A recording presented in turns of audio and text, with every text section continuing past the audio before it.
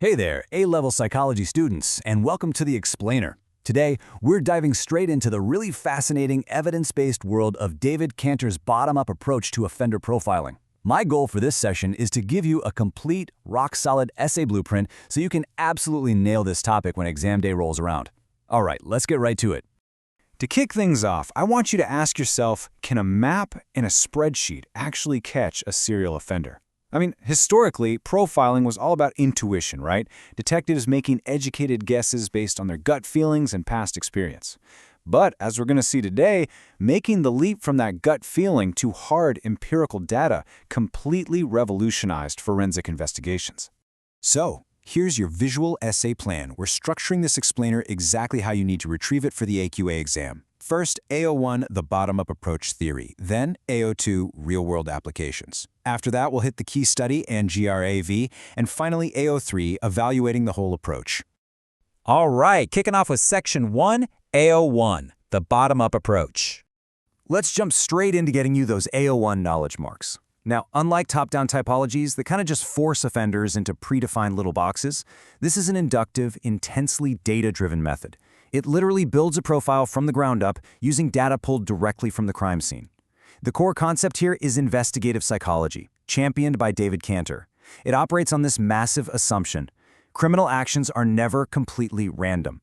Instead, they are purposeful, consistent, and deeply meaningful. Basically, the way a crime is committed actually reflects the offender's underlying personality, their lifestyle, and how they function day to day. Now, a really fascinating piece of this is interpersonal coherence. This is the idea that the way an offender interacts with a victim during a crime directly mirrors how they interact with people in their everyday life. Think about it. If an offender is highly controlling, maybe aggressive or demeaning at a crime scene, well, they likely showed that exact same controlling behavior in their personal relationships. It's an absolute goldmine of a psychological clue for investigators. Next up for your AO1 toolkit is forensic awareness. This looks at whether the offender actively takes steps to cover their tracks. So if an offender cleans a scene, wipes away DNA, or wears gloves, that shows high forensic awareness. And what does that tell investigators? It tells them the person likely has prior experience with the criminal justice system, or maybe they've just intensely studied police procedures. Either way, it gives detectives a huge head start on figuring out the suspect's background. Building on that psychology, we bring in the geographical element. Geographical profiling is all about analyzing spatial patterns. By systematically plotting crime locations on a map, investigators can literally figure out where an offender likely lives, works, or hangs out. It's basically about finding the center of gravity for their criminal behavior using cold, hard spatial data. And this spatial mapping relies heavily on a brilliant little principle called distance decay. It basically means that the further away from home an offender gets, the fewer crimes they commit. Why? Well, traveling further requires way more effort, and it significantly bumps up the risk of getting caught. Offenders are actually a lot like the rest of us going about our day. They prefer to operate in areas they already know and feel comfortable in. Which brings us perfectly to Cantor's circle theory. Building right off of distance decay, Cantor separated offenders into two main camps. You have your marauders, who stick close to home and commit crimes in a circle around their familiar base. And then you have commuters, who actively travel out of their way to a totally different area to offend before heading back home. Figuring out if you're dealing with a marauder or a commuter, that drastically narrows the search area for police. Moving on to Section 2, AO2, Real-World Applications. Okay, let's see how all this theory translates to the real world. This is exactly where you can score those top-tier synoptic linking marks by connecting profiling to other AQA psychology topics you've tackled. Consider this table your AO2 cheat sheet. It clearly maps out how applying bottom-up profiling to crimes like serial burglary or serial sexual offenses links directly back to core topics like psychopathology and memory. Let's break down exactly how these connections play out. For example, let's look at the memory topic, specifically eyewitness testimony. Investigators using the bottom-up approach don't just dismiss witnesses as uniformly unreliable. Instead, they actively look for consistent behavioral patterns across multiple, independent witness accounts. If three totally different victims describe the exact same distinctive gesture or maybe a repeated phrase, investigators can confidently separate a true behavioral pattern from mere memory distortion. It also really helps contextualize inconsistencies that might just be down to anxiety or weapon focus during the attack. Similarly, linking this over to psychopathology shows real practical value. Say an investigator is looking at a marauder committing highly impulsive crimes with almost zero forensic awareness. Using investigative psychology, they can intelligently infer traits consistent with antisocial personality disorder, things like a total disregard for social norms or a distinct lack of empathy. Now, while this obviously doesn't formally diagnose the offender, it is hugely helpful in predicting their likelihood of escalation or reoffending. Next up, Section 3, the key study and grave evaluation. So the crucial thing here is knowing the empirical evidence behind the theory. And that brings us to the foundational key study by Cantor and Heritage.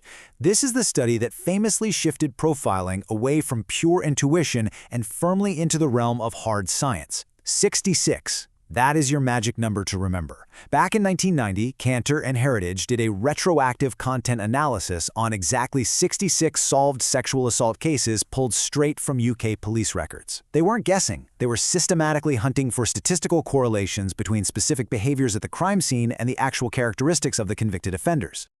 To really hit those critical evaluation marks, let's break that study down using the GRAV and DREAMS frameworks.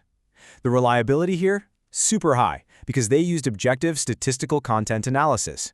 The applicability is also massive. I mean, it literally established investigative psychology in the UK. And for validity, it successfully shifted profiling entirely over to an empirical data model. However, if we look at the sample element of DREAMS or generalizability in GRAVE, we definitely have to flag a limitation. They only looked at 66 cases, and specifically only sexual assaults in the UK. So trying to apply these specific findings to a totally different type of crime like financial fraud or arson, yeah, that might be a bit of a stretch. Finally, Section 4, AO3, Evaluating the Approach. Let's critically evaluate this bottom-up approach as a whole.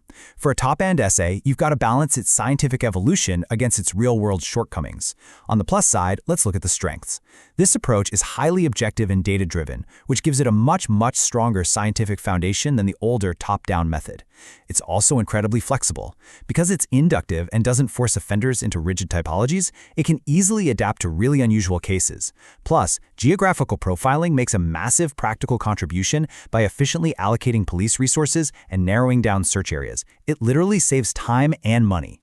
But it is absolutely vital to remember the limitations for your evaluation. These profiles are probabilistic, not definitive. Sure, they can narrow down a suspect list, but they are absolutely not going to hand you a specific offender's name. Also, the approach dangerously assumes behavioral consistency. It completely risks ignoring situational factors, like an offender might act differently not because of some deep personality trait, but simply because a victim unexpectedly fought back, or maybe the offender was heavily intoxicated. And don't forget, geographical profiling really struggles with transient offenders. People have irregular travel patterns and just don't fit into that neat little distance decay box. So, when you go to synthesize your AO3 conclusion, remember this framing. The bottom-up approach is best viewed as a supporting investigative tool rather than a standalone solution. It's undeniably a huge step up from mere intuition and guesswork, for sure. But it absolutely must be integrated with traditional, boots-on-the-ground police work and hard physical evidence if it's going to be truly effective. I'll leave you with this final provocative thought to chew on for your exams. As data analysis and mapping technology become more and more advanced, can we ever fully rely on algorithms and spatial probability to catch an offender, or is the human element, that detective intuition and traditional groundwork, totally irreplaceable? Thank you so much for joining me on this explainer. Keep applying these frameworks and best of luck with your studies.